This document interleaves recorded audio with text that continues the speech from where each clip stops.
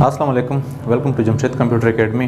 Dear student, आज हमारे पास जो टॉपिक है वो नेटवर्किंग से रिलेटेड है और टॉपिक हमारे पास है ट्रांसमिशन मोड। ट्रांसमिशन मोड का बेसिक मकसद ये होता है कि जब एक कंप्यूटर से दूसरे कंप्यूटर की तरफ डेटा जाता है तो वो किस फॉर्मेट में जाता है, यानी वो वन वे है या जिसको हम कहते हैं टू वे ट्रांसमिशन है। तो आज यहाँ पर हम इसको डिटेल के साथ डिस्कस करते हैं। तो फर्स्ट ऑफ ऑल हमारे पास है simplex transmission mode. Simplex transmission mode में इस तरह होता है कि हमारे पास जो दो डिवाइसेस होते हैं नेटवर्किंग में, उनमें से एक डिवाइस डेटा सेंड करता है जिसको हम कहते हैं सेंडर, और दूसरा वही डेटा सिर्फ रिसीव करता है। सिंप्लेक्स ट्रांसमिशन में हमारे पास एक सेंडर होता है और दूसरा रिसीवर होता है। रिसीवर सिर्फ और सिर्फ डेटा की रिसीविंग का काम करता है। रिसीवर फिर इस तरह नहीं कर सकता कि वो सेंडर को दोबारा डेटा वापस भेज सके। तो इसी चीज़ को हम कहते हैं, या इसी टाइप्स ऑफ ट्रांसमिशन को हम कहते हैं simplex transmission mode. Simplex transmission mode की सिंपल सी एग्जांपल हमारे पास है जो FM रेडियोज़ होती है, या जिस तरह हमें टीवी के ज़रिए डेटा रिसीव होता है तो हम टीवी पे मुख्तलिफ चैनल्स का डेटा देख सकते हैं, लेकिन हम इस तरह नहीं कर सकते कि टीवी के ज़रिए जहाँ से हमें डेटा रिसीव हो रहा है उसको कोई मैसेज दे सकें। तो रेडियो ट्रांसमिशन या टीवी ट्रांसमिशन हमारे पास बेस्ट एग्जांपल है किस चीज़ के, सिंप्लेक्स ट्रांसमिशन मोड के। इसके बाद हमारे पास होता है हाफ डुप्लेक्स। हाफ डुप्लेक्स में बेसिकली डेटा क्या होता है, दोनों साइड से जा सकता है, मतलब दोनों पार्टी, अगर हम इसको नाम दें कंप्यूटर A और इसको हम नाम दें कंप्यूटर B, तो दोनों डेटा सेंड भी कर सकते हैं और रिसीव भी, लेकिन वो साइमल्टेनियसली पॉसिबल नहीं होता। किस तरह साइमल्टेनियसली पॉसिबल नहीं होता? अगर हमारे पास A पार्टी डेटा रिसीव कर रहा है तो रिसीव करने के बाद फिर क्या करेगा, A पार्टी डेटा B को भेज सकता है, लेकिन उसके लिए फिर क्या करना होगा, जो B का प्रोसेस था सेंडिंग का उसको फिर ऑफ करना होगा। इसकी सिंपल सी एग्जांपल हमारे पास वॉकी टॉकी होती है। दूसरा जो इसका इंपॉर्टेंट एग्जांपल है वो हमारे पास है नेट ब्राउजिंग। नेट ब्राउजिंग में हम क्या करते हैं, हम कंप्यूटर के सामने बैठते हैं, फिर गूगल में या किसी और हमारे पास जो सर्च इंजन होता है उसमें क्वेश्चन देते हैं। तो हमारा जो क्वेश्चन होता है, सपोज यहाँ पे मैंने एंटर किया what is computer, what is computer, तो हमारा रिक्वेस्ट जाएगा कहाँ पे, सर्वर के पास।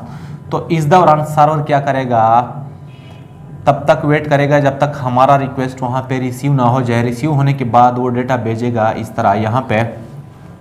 तो ब्राउजिंग जो है, नेट ब्राउजिंग मतलब सर्चिंग जिसको हम कहते हैं, वो बेसिकली हमारे पास हाफ डुप्लेक्स की एग्जांपल है। हाफ डुप्लेक्स में मीडिया की जो कैपेसिटी होती है, जिसको हम बैंडविड्थ कहते हैं, वो थोड़ी कम होती है as compare to full duplex. इस तरह अगर हाफ डुप्लेक्स में दोनों पार्टीज A और B एक ही टाइम पे डेटा सेंड करना शुरू कर ले तो वो डेटा क्या होगा, वो यहाँ पे आपस में कोलाइड हो जाएगा, जिसकी वजह से इसका डेटा वहाँ पे नहीं जा सकेगा और पार्टी B का डेटा यहाँ पे नहीं आ सकेगा। तो सिंपल एग्जांपल मैंने इसका क्या दिया, ब्राउजिंग। हमारे पास जो ब्राउजिंग होती है कंप्यूटर में, जिसको हम सर्फिंग भी बोलते हैं, वो बेसिकली हाफ डुप्लेक्स ट्रांसमिशन ही है। नेक्स्ट इसके हम इस तरह एग्जांपल ले सकते हैं कि जो हम व्हाट्सएप के ज़रिए वॉइस मैसेजेस भेजते हैं, या जो हम मोबाइल के ज़रिए SMS चैटिंग करते हैं, तो ये भी हमारे पास हाफ डुप्लेक्स के टाइप में आता है।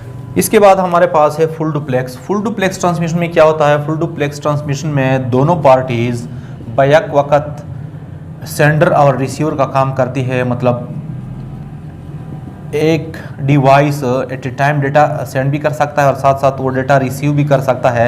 जिस तरह हमारे पास जो फ़ोन कॉल होती है, जिस तरह हम मोबाइल के ज़रिए कॉल करते हैं, तो फुल डुप्लेक्स की एग्जांपल है। उस दौरान हम क्या करते हैं, डेटा भेजते भी हैं और साथ साथ डेटा रिसीव भी करते हैं। तो यह हमारे पास है फुल डुप्लेक्स। याद रखें कि फुल डुप्लेक्स में जो मीडिया की कैपेसिटी होती है, जिसको हम बैंडविड्थ भी बोलते हैं, वो सबसे ज़्यादा होती है। सबसे ज़्यादा का मतलब है कि वो हाफ डुप्लेक्स और सिंप्लेक्स के मुकाबले में ज़्यादा होती है।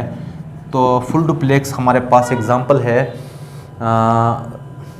तो फुल डुप्लेक्स में हमारे पास जो वीडियो कॉलिंग है या जो ऑडियो कॉलिंग है, ये बेसिकली फुल डुप्लेक्स की एग्जांपल है। नेक्स्ट हमारे पास जो टेक्निक है वो तकरीबन तीनों मोड्स ऑफ ट्रांसमिशन पे अप्लाई होता है। उसको हम नाम देते हैं एसिंक्रोनस और साथ साथ सिंक्रोनियस।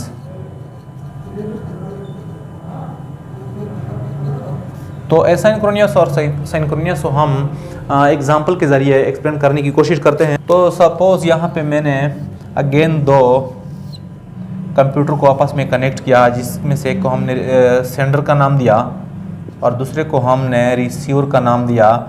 अब मैं एसिंक्रोनियस मोड के ज़रिए यहाँ से कुछ डेटा यहाँ पे सेंड करना चाहता हूँ। तो सपोज़ यहाँ पे मैं लिख रहा हूँ आई एम ए स्टूडेंट।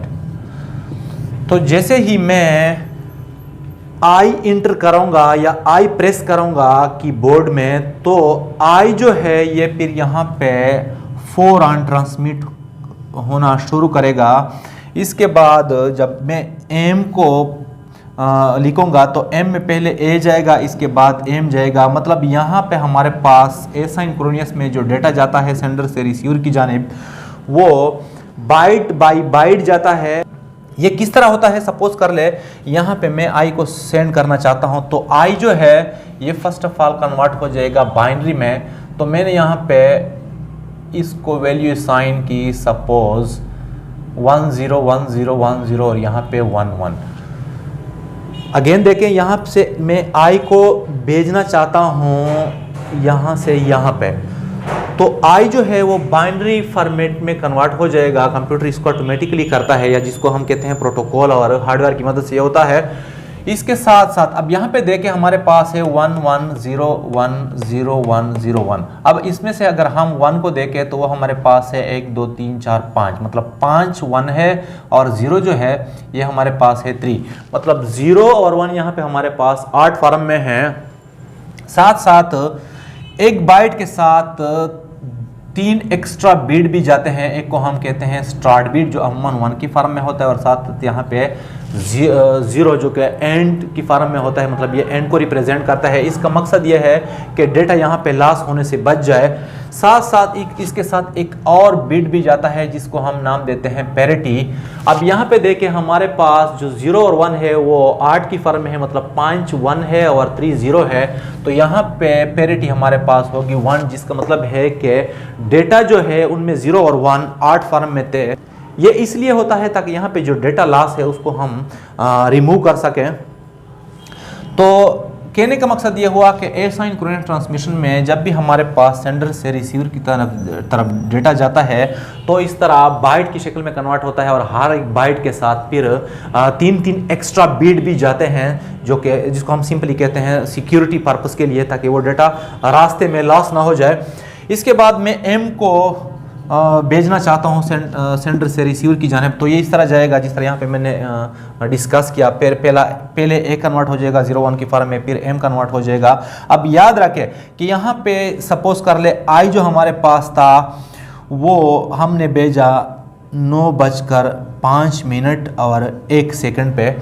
इसके बाद ये जो ए है ये हमने सेंड किया 9:05 और 3 सेकंड, मतलब आई और ए के दरमियान कितना टाइम लगा, 2 सेकंड का। इसके बाद जो एम है वो सपोज कर ले कि हमने भेजा 9:05 और साथ साथ 10 सेकंड, मीन्स के 7 सेकंड बाद।